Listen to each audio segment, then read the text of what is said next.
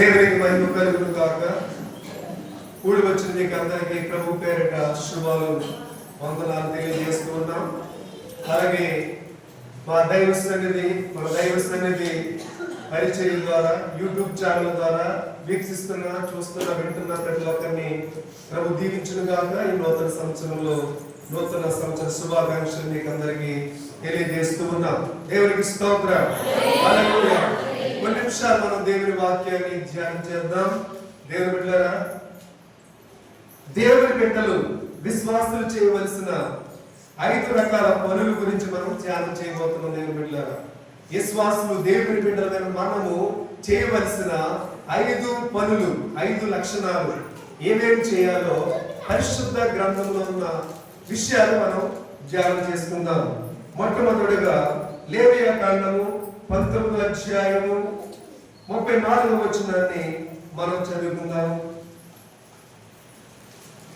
లేవియా కాండము నీ యొద్ద నివసించు పరదేశిని మీలో పుట్టిన వారి వలె ఎంచవలెను, నిన్ను వలె వారిని ప్రేమించాలి. దేవునికి స్తోత్రం. దానికన్నా ముందు ద్వితోపదేశ కాండము 19:8 వచనం చూడము. 19:8 ద్వితోపదేశ కాండం. మరియు నీ దేవుడైన యెహోవా ఈ పితరులతో ప్రమాణం చేసినట్లు ఆయన ఈ సరిహద్దును విశాలపరిచి నీ పితరులకు చెప్పిన నీకు ఇచ్చిన నీవు నీ దేవుడైన యెహోవాను ప్రేమించు. ఫస్ట్ పాయింట్, దేవుడిని ప్రేమించాలి. ఫస్ట్ మనం ఎవరిని ప్రేమించాలండి? దేవుడిని మనం హృదయపూర్వకంగా ప్రేమించాలి, మనస్పూర్వకంగా మనోపూర్వకంగా ప్రేమించాలి. దేవుడిలా బైబిల్ గ్రంథంలో కొత్త నిబంధనలో ప్రభు ఏం చెప్పారు? ఫస్ట్ నీ పూర్ణ ఆత్మతో, నీ పూర్ణ మనసుతో, నీ పూర్ణ హృదయంతో నన్ను ప్రేమించమని చెప్పాడు ప్రభు దేవుడు. రెండవదిగా నిన్ను మరి నీ పొరుగు వాడిని ప్రేమించమని ప్రభు తెలియజేసి ఉన్నారు. దేవునికి స్తోత్రం. హల్లెలూయా. సామెతల గ్రంథంలో 8వ అధ్యాయము 17వ వచనంలో నన్ను ప్రేమించు వారిని నేను ఆస్తి కర్తలుగా చేస్తాను, వారు నిధులను నేను నింపుతానని దేవుడు చెబుతా ఉన్నాడు. ఈ నూతన సంవత్సరంలో దేవుడిని నువ్వు హృదయపూర్వకంగా ప్రేమిస్తున్నావా? పిల్లలు ఒకసారి ఆలోచన చేయండి. హృదయపూర్వకంగా ప్రేమించినట్లయితే ఆయన ఆజ్ఞలు పాటించాలి. ఆయన ఆజ్ఞలు ఎవరైతే పాటిస్తారో ఆయన్ని ప్రేమించినట్లు లెక్క. ఆయన ఎవరైతే ప్రేమిస్తారో వాళ్ళు దేవుడు ఆస్తి కర్తలుగా చేస్తారంటాడు. 20వ వచనంలో వారు నిధులను నేను నింపుతానని దేవుడు తెలియజేస్తా ఉన్నాడు. ఆయన ప్రేమించుకోకుండా, ఆయన సన్నిధికి రాకోకుండా, రక్షణ పొందకోకుండా, ప్రార్థన చేయకుండా ఉంటే మనం ఆశీర్వదించబడలేము, దీవించబడలేము. ఫస్ట్ పాయింట్, దేవుని నమ్మిన ప్రతి ఒక్కరు కూడా ఫస్ట్ దేవుని మనం ప్రేమించాలి, వాక్యాన్ని ప్రేమించాలి, దైవజనుని ప్రేమించాలి. దేవునికి స్తోత్రం. ఇందాక మనం చదువుకున్న దేవుని బిడ్డలారా, లేవియా కాండం 19:34లో పరదేశులు కూడా ప్రేమించాలి. పరదేశులు కొంతమంది అడుక్కునే రూపంలో వస్తూ ఉంటారు. బుడబుక్కుల వాళ్ళు, అలాగే మందుల వాళ్ళు, అడుక్కునే వాళ్ళు, పరదేశులు వస్తూ ఉంటారు.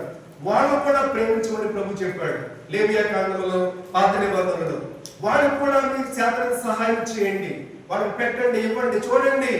వాళ్ళు కూడా మనుషులే, వాళ్ళు కూడా మానవత్వం ఉంది, వాళ్ళు కూడా నేనే చేశాను అని ప్రభు చెబుతా ఉన్నాడు. పరదేశులు మనం ప్రేమించాలి. దేవుని బిడ్డలారా, మత్తయి సువార్త 19:19లో నిన్ను వలె నీ పొరుగు వాడిని ప్రేమించాలని వాక్యము సెలవిస్తా ఉంది. పొరుగు వాడిని ప్రేమిస్తే నిర్గమాకాండం 20వ అధ్యాయంలో 10 ఆజ్ఞలు ఉంటాయి. ఆ 10 ఆజ్ఞలు దేవుడు కొత్త నిబంధనలో 2 కింద చేశాడు ప్రభు. పొరుగు వాడిని ప్రేమిస్తే అబద్ధం ఆడతామా? పొరుగు వాడిని ప్రేమిస్తే పొరుగు వాడిని భార్యని కానీ భర్తను కానీ మీరు ప్రేమిస్తారా? లోపరుచుకుంటారా? లోపరుచుకోరు కదా. దేవుని బిడ్డలారా, పొరుగు వాడు దేన్ని ఆశించారు కదా, వాక్యం సెలవిస్తా ఉంది. దేవుని బిడ్డలారా, యోహాను సువార్త 13:34 చదవండి. యోహాను సువార్త 13:34.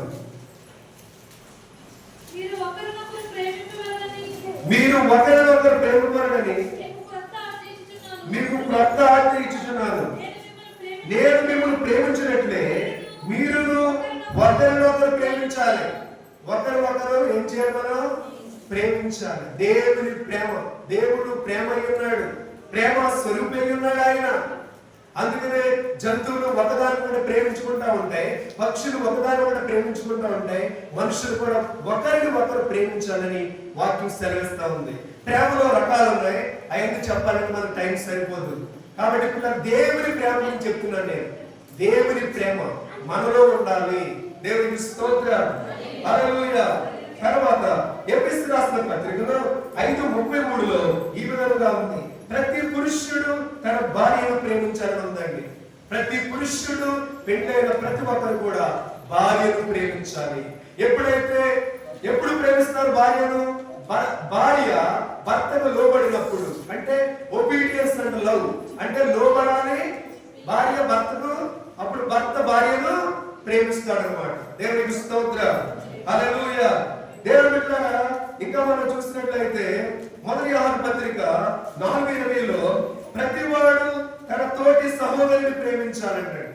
ఎవరు ప్రేమించాలి? ఎక్కడో విజయవాడలో, ఎక్కడో హైదరాబాద్లో, కాకినాడలో, కువైట్లో ఉన్న వాళ్ళని ప్రేమించడం కాదు. నీ ప్రక్కన సహోదరుని దేవుని ప్రేమ చొప్పున ఏం చేయాలి? ప్రేమించాలి. యోహాను సువార్త 3:16లో దేవుడు లోకమును ఎంతో ప్రేమించాడు. ఆయన ప్రేమను మనం కొలవలేని దేవుని బిడ్డలారా. ఆయన ప్రేమ ఎంత వెడల్పైనదంటే తూర్పుకి పడమర ఎంత ఎడల్పైనదో, ఆకాశము భూమికి ఎంత ఎత్తైనదో, సముద్రం ఎంత లోతైనదో, అంతకంటే లోతైన వెడల్పైన ఎత్తైన ప్రేమ యేసయ్య ప్రేమ. అందరూ చప్పట్లు కొట్టి అందుకే ఆయన ప్రేమామయుడు. యేసు ప్రభువు వారు ప్రేమామయుడు, దయామయుడు, కరుణామయుడు.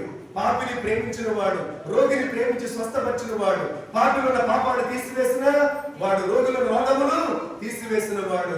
ఆయన ప్రేమ చొప్పున ఆకలితో ఉన్న వారికి రొట్టె చేపలతో అద్భుతాలు చేసి ఆకలి తీర్చిన దేవుడు ఆయన. దేవునికి మహిమ కలుగును గాక. కాబట్టి ఆయన బిడ్డలైన మనం కూడా పిల్లలను ప్రేమించాలి. లూకాసు సువార్తలో 6:27లో మీ శత్రువులను ప్రేమించమని ఉందండి అక్కడ. దేవుని బిడ్డలారా, ఎవరు ప్రేమించాలి? శత్రువులు కూడా ప్రేమించాలి. శత్రువు ఆకలితో ఉంటే అన్నం పెట్టాలని వాక్యం సెలవిస్తా ఉంది. ఈ శత్రువులు కూడా ప్రేమించాలని వాక్యము సెలవిస్తా ఉంది. కొరింథీయులకు రాసిన మొదటి పత్రిక 13:13లో అన్నిటికంటే శ్రేష్టమైనది ప్రేమ ఉందండి అక్కడ. పౌలు భక్తుడు రాస్తాడు, కొరింథీయులకు రాసిన మొదటి పత్రిక 13వ అధ్యాయం చివరి వచనంలో ప్రేమ, నిరీక్షణ,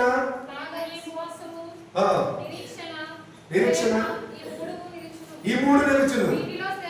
విశ్వాసం కంటే నిరీక్షణ కంటే ప్రేమ శ్రేష్టమైనదని పౌలు భక్తుడు అక్కడ రాసి ఉన్నాడు. దేవుని బిడ్డలారా, రెండో పాయింట్ పిల్లరా మనం చూద్దాం. మత్తయి సువార్త 6వ అధ్యాయం 14-15 వచనాలు. మత్తయి సువార్త 6వ అధ్యాయం, మనుషుల అపరాధములను మీరు క్షమించిన యెడల మీ పరలోకపు తండ్రి మీ అపరాధములను క్షమించును. రెండోదిగా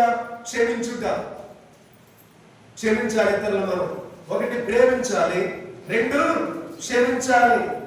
మనం మనుషుల అపరాధములు క్షమించకపోతే మన దేవుడు కూడా మనం చేసిన అపరాధాలను ప్రభు క్షమించడు. ఆయన దగ్గర ఏముంది? ఫర్గివ్నెస్ అంటే క్షమాపణ ఉందని 130వ కీర్తన 4వ వచనములో మనం చూస్తూ ఉన్నాం. లూకాసు వార్త 6:30 చదవండి. లూకాసు వార్త 6:38 క్షమించుడి అప్పుడు మీరు క్షమించబడుదురు. దేవునికి స్తోత్రం. ఒక సూత్రం ఏంటంటే, లెక్కలు పాస్ అవ్వాలంటే లెక్కల సూత్రాలు ఉంటాయి. మ్యాథమెటిక్స్ లో సూత్రం తెలియాలి, అప్పుడు లెక్కలు బాగా చేయగలం, మార్కులు వస్తాయి. ఇప్పుడు మనం క్షమిస్తే మనం క్షమించబడతాం, మన ఇతరులు దీవిస్తే మనం దీవించబడతాం, ఇతరులు ప్రేమిస్తే మనం ఇతరుల చేత మనం ప్రేమించబడతాం. దేవుని బిడ్డలారా, లూకాసు వార్త 23వ అధ్యాయం 34వ వచనంలో ఈ విధంగా వ్రాయబడిందండి. లూకాసు వార్త 23:34 చదువుకుందాం.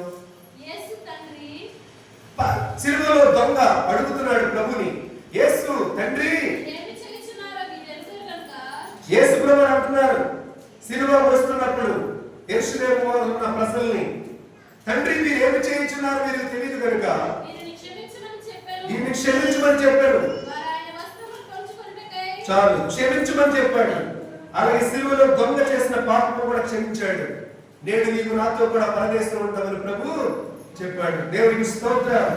హల్లెలూయా. యోహాను సువార్త 8వ అధ్యాయం మొదటి నుంచి చదువుకుంటే అక్కడ వ్యభిచారమును పట్టబడిన ఒక స్త్రీ మనకు కనిపిస్తూ ఉంటది. వ్యభిచారమును పట్టబడిన స్త్రీ. మోషే ధర్మశాస్త్రం ఏం చెబుతుందంటే అలాంటి పాపం చేస్తే వ్యభిచార పనులు రాళ్ళించుకుని కొట్టి చంపేవారు ఉందండి ధర్మశాస్త్రంలో. ఈ లోపల ఆమె తరుముకుంటూ వస్తున్నారు. కొంతమంది తరుముకుంటూ వస్తూ ఉంటే రాళ్ళించుకుని రాళ్ళు పట్టుకుని తరుముకుంటూ వస్తున్నారు కొట్టి చంపేద్దామని. ఈ లోపల ప్రభు కనిపించాడు. ప్రభు ఎదురొచ్చాడు. యేసు ప్రభు వారు ఆ రోజుల్లో మానవుడు ఉన్న దినాలలో అప్పుడు అందరూ కూడా రాయి లేకుండా అలా పట్టుకుని గోడ కూడా నీ తీర్పు ఏంటో చెప్పమన్నారు. అప్పుడు ప్రభు నేల మీద అలా రాస్తూ ఉన్నాడు. ప్రభు ఏమన్నాడు తెలుసా? మీలో పాపము చేయని వాడు ఎవరైనా ఉంటే మొట్టమొదటి ఆమె మీద రాయి వేయొచ్చు అని చెప్పాడు ఆయన. అదే ఆయన తీర్పు, అదే ఆయన జడ్జిమెంట్. అప్పుడు ఎవరు వాళ్ళు తెలుసుకున్నాడు. భూమి మీద ఏమో రాసేస్తున్నాడు ప్రభు. రే నా పాపాలను రాసేస్తున్నాడు రా, నేను కూడా పాపనే కదా. ఒకప్పుడు దొంగతనం చేశాను, మరొకసారి సినిమా చూశాను, ఒకప్పుడు ఈమెతోనే పాపం చేస్తాను, వ్యభిచార పనులు చేశాను, ఇంకా హత్య చేశాను అని ఎవరి పాపం నాకు తెలుసుకుని ఎప్పుడు కూడా ఆమె మీద రాయి వేయకోకుండా కింద పడేసిన వాళ్ళు వెనక్కి వెళ్ళిపోయారు. దేవుని బిడ్డలారా, దేవునికి స్తోత్రం. హల్లెలూయా. అప్పుడు ఆమె అనుకుందంట వక్రీకరణ బైబిల్ ఉన్నది, కానీ ఆమె అనుకుందంట యేసు ప్రభు పరిశుద్ధుడు కదా, నీతిమంతుడు కదా, దేవుడు కదా, ఆయన పెద్ద బండరాయి నా మీదేసి చంపేస్తాడేమో అనుకుందంట. ఆయన చంపడానికి వచ్చాడా బ్రతికించడానికి వచ్చాడండి? ఏమో అయ్యా బాబు చెప్పండి, బ్రతికించడానికా చంపడానికా? బ్రతికించడానికి వచ్చాడు. అప్పుడు ప్రభు అంటాడు, అమ్మా ఎవరు నీ మీద రాయి వేయలేదా? నేను కూడా రాయి వేయను, ఇక నుంచి పాపము చేయకు. దేవునికి స్తోత్రం. ఏం చేయొద్దని చెప్పాడు ప్రభు? ఇక నుంచి పాపము చేయొద్దు, నా నామ స్మరణ చేసుకుంటూ నన్ను నమ్ముకుని రక్షణ పొంది నా రాజ్యం చేరు అని ప్రభు తెలియజేసి ఉన్నాడు. ఇక నుంచి పాపం చేయవద్దు, నీ పాపానికి ఫుల్ స్టాప్ పెట్టు అని ప్రభు చెప్పాడండి. దేవునికి స్తోత్రం. హల్లెలూయా. ఆమెను క్షమించాడు. ఆమెను రక్షించుకున్నట్లుగా మనం చూస్తూ ఉన్నాం. తర్వాత మూడో పాయింట్, రక్షించాలి. అపోస్తలుల కార్యాల గ్రంథం 2వ అధ్యాయం 37 నుంచి చదువుతాం. అపోస్తలుల కార్యాల గ్రంథం 2వ అధ్యాయం 37వ వచనం. వారి మాట విని హృదయములో నొచ్చుకొని, సహోదరులారా మేమేమి చేతుమని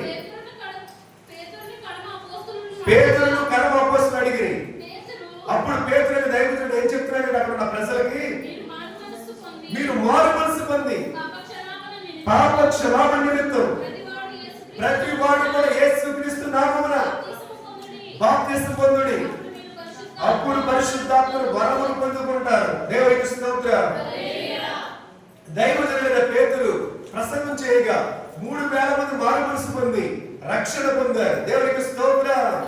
హల్లెలూయా. మూడో పాయింట్ ఏంటంటే రక్షించాలి మనం ఇతరులని. దానియేలు గ్రంథం 12వ అధ్యాయం 3వ వచనంలో దానియేలు ఇలా రాస్తాడు పరిశుద్ధాత్మ ప్రేరేపణ చేత. దానియేలు గ్రంథం 12వ అధ్యాయం 3వ వచనం. బుద్ధిమంతులైతే ఆకాశ మండలంలోని జ్యోతులను పోలిన వారై ఉన్నారు, ప్రకాశిస్తారు. నీతి మార్గమున అనుసరించి నడుచుకున్నట్లు ఎవరైతే అనేకులు త్రిప్పుతారో వారి కుటుంబాలు, వారి బిడ్డలు నక్షత్రాల వలె నిరంతరం ప్రకాశిస్తారు. ఈచ్ వన్ క్యాచ్ వన్ అని ఒక మాట ఉంది. అంటే ఒకరు మరొకరు పట్టుకోవాలి, ఒకరు మరొకరు రక్షించాలి, దేవుని సన్నిధి మనం నడిపించాలి. దేవునికి స్తోత్రం. హల్లెలూయా. ఒకసారి పరిశీలన చేసుకోండి. వింటున్న వారు, చూస్తున్న వాళ్ళు, మీరు ఎవరినైనా రక్షించగలిగారా? మీ కుటుంబాన్ని కనీసం అట్లీస్ట్ మీ కుటుంబాన్ని రక్షించుకోగలిగారా? మీ భర్తనైనా రక్షించుకోగలిగారా? మీ కొడుకుని కోడనైనా రక్షించుకోగలిగారా అని ప్రభు అడుగుతున్న ప్రశ్న ఈ రోజున. మీరు రక్షణ పొందారు మంచిదే, మీరు పరలోక రాజ్యం వెళ్తారు మంచిదే. మరి మీ భర్త నరకంలో కాలిపోవడం నీకు ఇష్టమా? నీ కొడుకు వాళ్ళు కాలిపోవడం నీకు ఇష్టమా? దేవుని బిడ్డలారా, ఒకసారి ఆలోచన చేయండి, ప్రార్థన చేయండి, ప్రయత్నం చేయండి.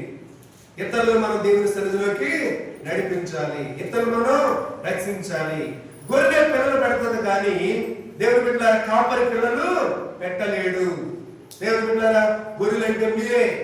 ఒకరిద్దరు ముగ్గురు తీసుకురావాలి దేవుని సన్నిధికి. మీ కుటుంబాన్ని రక్షించుకోగలగాలి. దేవుని బిడ్డలారా, సామెతల గ్రంథం 11:30లో జ్ఞానము గలవారు ఇతరులను రక్షిస్తారు, జ్ఞానము గలవారు ఇతరులని రక్షిస్తారు, జ్ఞానము లేని వాళ్ళు రక్షించలేరు. అది అక్షర జ్ఞానం కాదు, ఆత్మ జ్ఞానం కావాలి. పరిశుద్ధాత్మ జ్ఞానం, పరిశుద్ధాత్మ నడిపింపున్న వాళ్ళు ఇతరులను రక్షించగలరు. దేవుని బిడ్డలారా, దేవునికి స్తోత్రం, హల్లెలూయా. దేవుని బిడ్డలారా, మనం చూసినట్లయితే రోమన్ రాసిన పత్రిక 11:14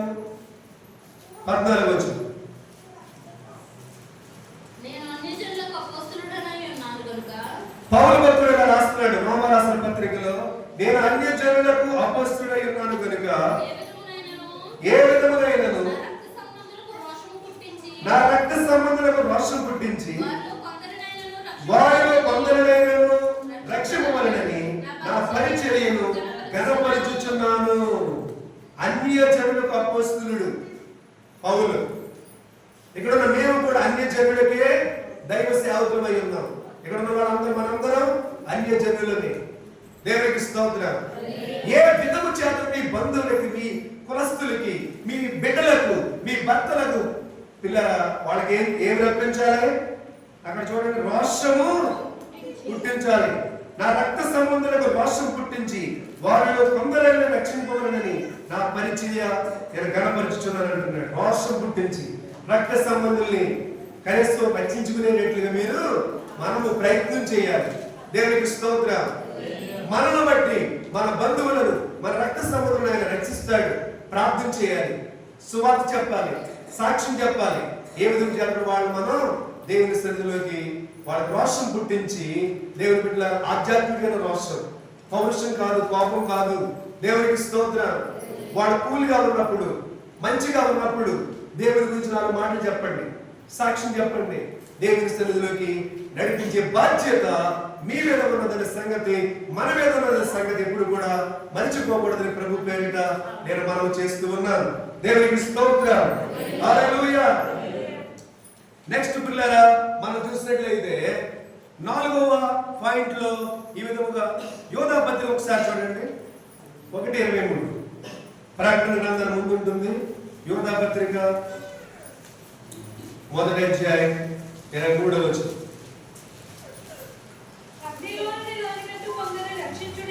అగ్నిలో నుంచి లాగినట్లు కొందరిని రక్షించుడి.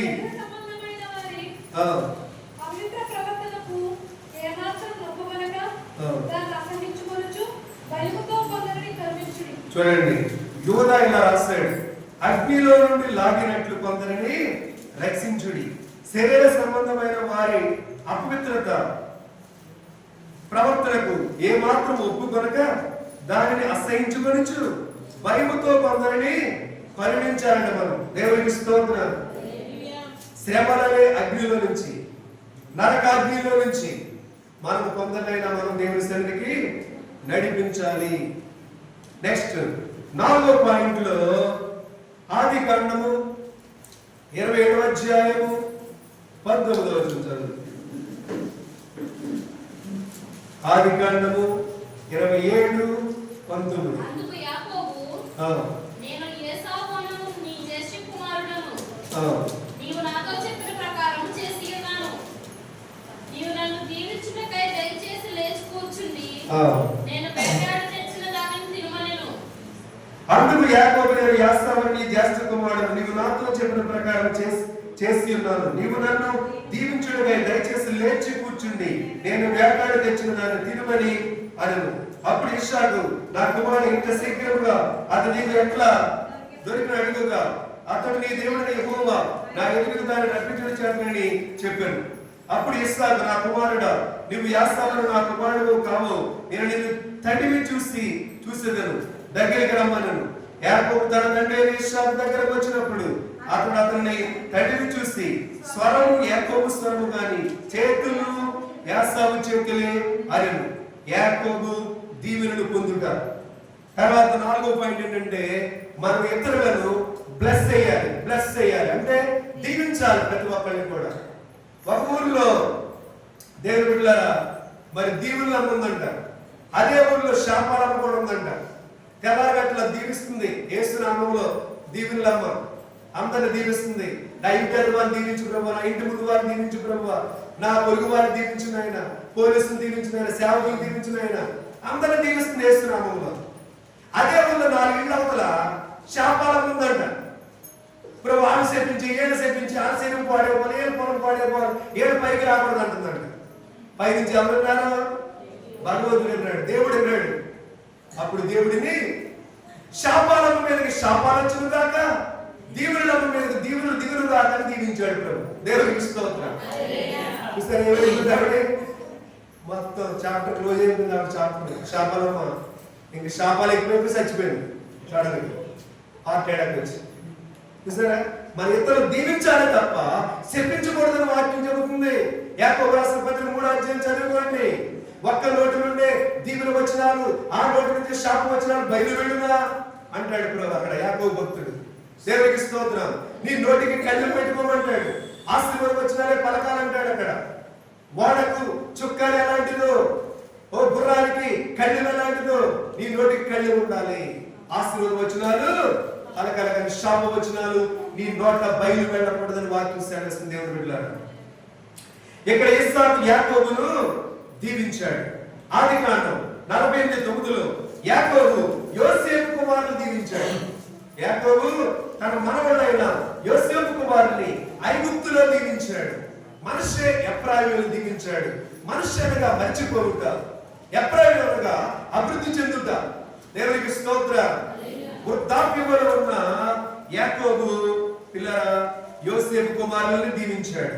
వృద్ధాప్యంలో ఇస్సాకు తన కొడుకు చిన్న కొడుకు అయిన యాకోబుని దీవించాడు. దేవునికి స్తోత్రం.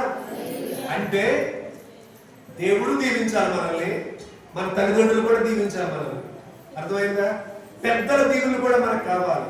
లూకాసు సువార్తలో 2వ అధ్యాయం 52వ వచనంలో యేసు మనుషుల దయందును దేవుని దయందును వర్ధిల్లుచు ఉండిన వాక్యం సెలవిస్తా ఉంది. పెద్దల్ని గౌరవించాలి, వాళ్ళ దీవులు మనం పొందుకోవాలి, దేవుని దీవులు పొందుకోవాలి, దైవజనుల దీవులు పొందుకోవాలి. దేవునికి స్తోత్రం. హల్లెలూయా, హల్లెలూయా. దేవుని బిడ్డలారా, మనం చూసినట్లయితే రోమా రాసిన పత్రిక 12వ అధ్యాయం 14వ వచనం. రోమా రాసిన పత్రిక 12:14. మిమ్మల్ని హింసించు వారిని దీవించుడి, దీవించుడు కానీ శపించవద్దు. చాలు చాలు చాలు. దేవుడి బిడ్డలారా, దీవించండి కానీ శపించవద్దు. హింసించే వాళ్ళని అది కష్టమే కదా, పాపం ఎక్కువైపోతుంది, బాధ ఎక్కువైపోతుంది. ఆడ శపించారు మమ్మల్ని, ఆడ కొట్టారు, తిట్టారు అని. అయినా కానీ మనం సహించుకొని, అయినా కానీ ఓర్చుకొని మనం ఏం చేయాలంటే వాళ్ళని హింసించే వారిని దీవించమని చెప్పాడు ప్రభు. దేవునికి స్తోత్రం. హల్లెలూయా, హల్లెలూయా. అన్యులకి దేవుడు నమ్మకం మనకు అదే తేడా. దేవునికి స్తోత్రం. వాళ్ళ కంటికి కన్ను, పంటికి పన్ను, కొడితే కొట్టేయడమే, తిడితే తిట్టేయడమే, చెల్లిస్తే చెల్లించేయడమే. పెట్టిన వాళ్ళకి పెడతారు. అట్టు పెట్టిన వాళ్ళు అంటే అట్టున్నర పెట్టాలంట. మనల్ని ఏమన్నాడు? పెట్టిన వాళ్ళు పెట్టమన్నాడు, పేదవాళ్ళకి, లేని వాళ్ళకి. అది బైబిల్లో తేడా, డిఫరెన్స్. దేవునికి స్తోత్రం. హల్లెలూయా, హల్లెలూయా. ప్రభువుకు ప్రియమైనటువంటి దేవుని బిడ్డలారా,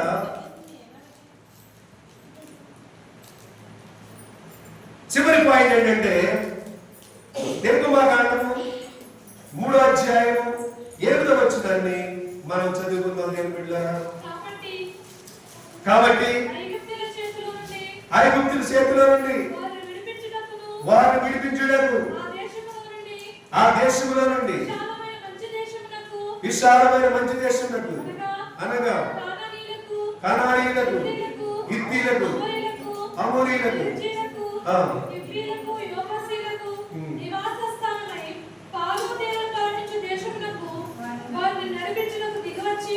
దేవునికి స్తోత్రం. హల్లెలూయా. నడిపించుటకు దిగి వచ్చి ఉన్నాడంటున్నాడు దేవుడు. మండుచున్న పనులు మోషేతో మాట్లాడి 7వ వచనములో నిశ్చయముగా పనులలో తమను కష్టపెట్టి వారిని బట్టి పెట్టిన మొరలనే ఉన్నాను, వారి దుఃఖమున్నాను తెలిసే ఉన్నాను. చూసారా, ఇజ్రాయేలు పెట్టిన మొరలు. ఫరో ఇజ్రాయేల్ ప్రజలు ఎలా కఠిన పని చేయించుకుంటున్నాడు, కఠినముగా చూస్తున్నాడు. పిల్లరా, అవన్నీ దేవుడు చూశాడు. వాళ్ళ బాధలు చూశాడు. ఈ రోజున ఎక్కడున్న ప్రతి ఒక్కరి బాధలను చూస్తున్నాడు. ప్రతి ఒక్కరి మనం దేవుడు పెట్టాడు. దేవుడు పెట్టారా, నీ హృదయపూర్వకంగా ప్రార్థన చేస్తే నీ కన్నిటిని ఆయన అంగలార్పుగా మారుస్తాడు. నీ దుఃఖ దినములు సమాప్తం చేస్తాడు ఈ సంవత్సరం. దేవునికి స్తోత్రం. హల్లెలూయా. నేను దిగి వచ్చి ఉన్నాను అంటాడు అక్కడ వాక్యంలో. మండుచున్న పదలోకి అమెరికా నుంచి దిగి రాలేదు, ఇంగ్లాండ్ నుంచి దిగి రాలేదు, ఇజ్రాయెల్ దేశం నుంచి ఈ జామ గురుపాలను దిగి రాలేదు. ఆయన పరలోకములో నుండి, దేవలోకములో నుండి ఆయన దిగి వచ్చిన దేవుడు. అంత బిగ్గరగా చెప్పండి.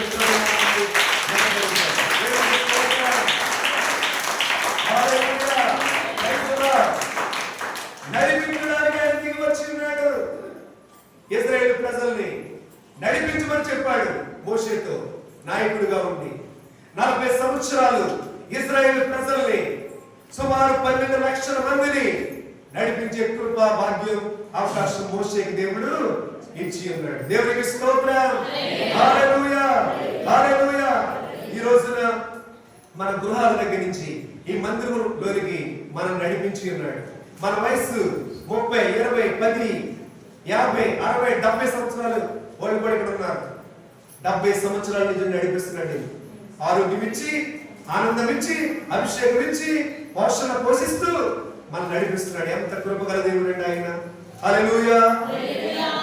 నడిపిస్తాడు నా దేవుడు.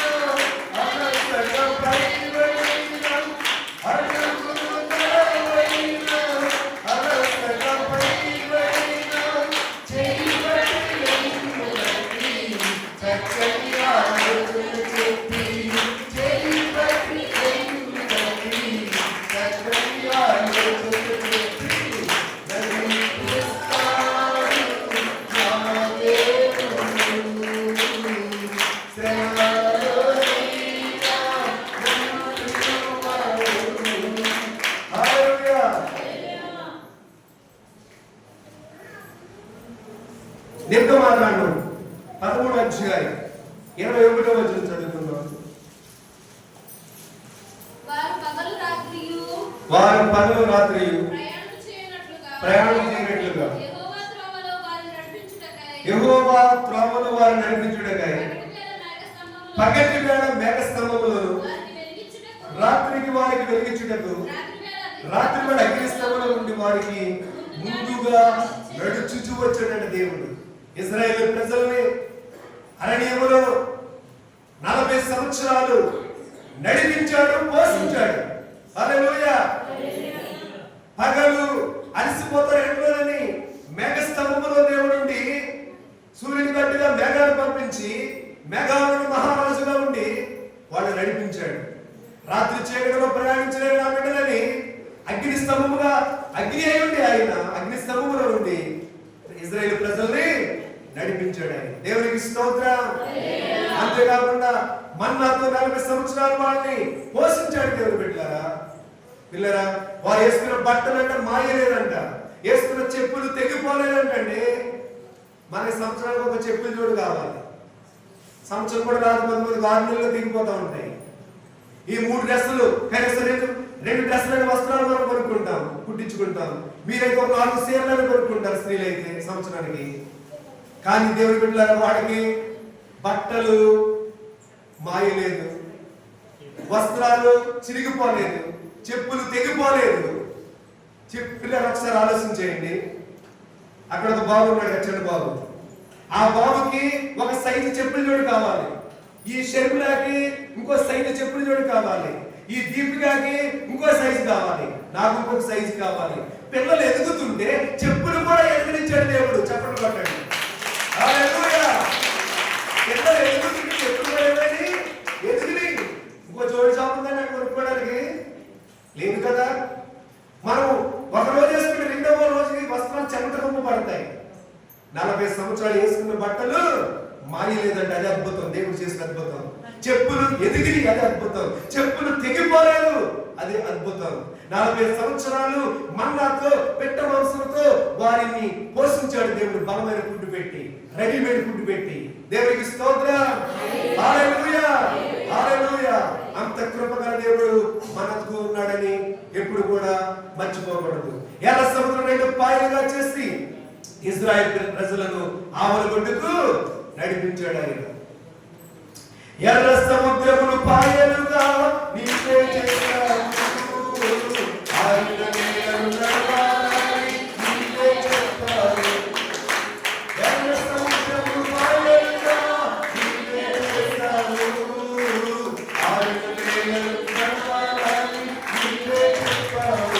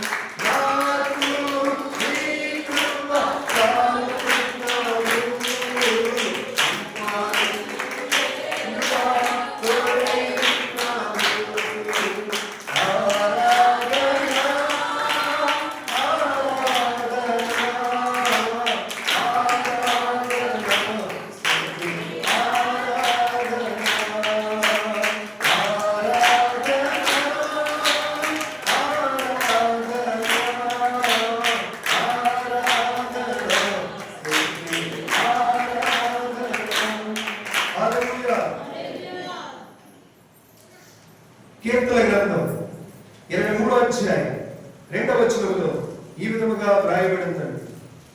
కీర్తన గ్రంథం 23:2. పచ్చిక గల చోట్ల ఆయనను పరుగు చేయుచున్నాడు, శాంతికరమైన జలముల యొద్ద ఆయనను నడిపించుచున్నాడు. పచ్చిక గల చోట్ల శాంతినిచ్చి సమాధానమిచ్చి, పిల్లరా, ఒకటి ఆత్మీయ ఆహారం వాక్యం మనకిచ్చి, శారీర ఆహారం మనకు దేవుడిచ్చి, గత 2024 సంవత్సరం అంతా పోషించి పిల్లల కాపాడి 25వ సంవత్సరంలో దేవుడు మనల్ని ప్రవేశపెట్టినందుకు ఆయనకు మనం వందనస్తులమై ఉన్నాం. కృతజ్ఞత తెలియచేయవలసిన వారుగా ఉంచుకున్నాం. దేవుడి పిల్లరా, నేను వాక్యాన్ని ముగించిపోతా ఉన్నాను. మనం చేయవలసిన పనులు 5. దేవుడి బిడ్డలమైన మనము నెంబర్ 1 ఫస్ట్ పాయింట్, ప్రేమించాలి. ఎవరెవరిని ప్రేమించాలి? దేవుణ్ణి ప్రేమించాలి, ఇరుగు పొరుగు వారిని ప్రేమించాలి, ప్రతి భర్త భార్యను ప్రేమించాలి, శత్రువులు కూడా ప్రేమించాలని మనం చూస్తున్నాం. రెండవదిగా పిల్లరా, క్షమించాలి. క్షమించాలి పిల్లరా, మనుషుల అపరాధం మనం క్షమించాలి. ఎందుకంటే ప్రభు క్షమించాడు కాబట్టి. ప్రభు వారు పాపాత్ముల స్త్రీని క్షమించాడు. పిల్ల దొంగను సిలువలో గ్రామాల్లో దొంగను క్షమించాడు. కాబట్టి మనం కూడా ఇతరులు మనం క్షమించాలి. 3వ పాయింట్ లో ఇతరులు మనం రక్షించాలి. పాపములు శాపములు ఉన్న లోకముల ప్రజలను మనం రక్షణలోకి దేవుని సన్నిధికి నడిపించాలని మనం నేర్చుకున్నాం. 4వదిగా ఇతరులు మనం దీవించాలి, ఇతరులు మనం ఆశీర్వదించేటట్లుగా మనం ఉండాలి. తర్వాత పిల్లల మనం చూస్తాం దేవుని వాక్యంలో నడిపించాలి. మోషే ఇశ్రాయేలు ప్రజల్ని నడిపించినట్లుగానే ప్రతి దైవజనుడు ఇక్కడ సంఘాన్ని, మందిరాన్ని మిమ్మల్ని నడిపించగలుగుతున్నాం. మీరు కూడా ఇతరుల దేవుని సన్నిధిలోకి నడిపించి దీవించబడాలని, ఆశీర్వదించబడాలని ప్రభు పేరిట తెలియజేస్తూ దేవుడు మనందరినీ కూడా ఆశీర్వదించాలని కోరుకుంటూ ఈ వాక్యాన్ని నేను ముగిస్తున్నాను. May God bless you all. దేవుడు మనందరిని బహుగా ఆశీర్వదించి దీవించును గాక. ఆమేన్. సాక్ష్యాలు చెప్పండి.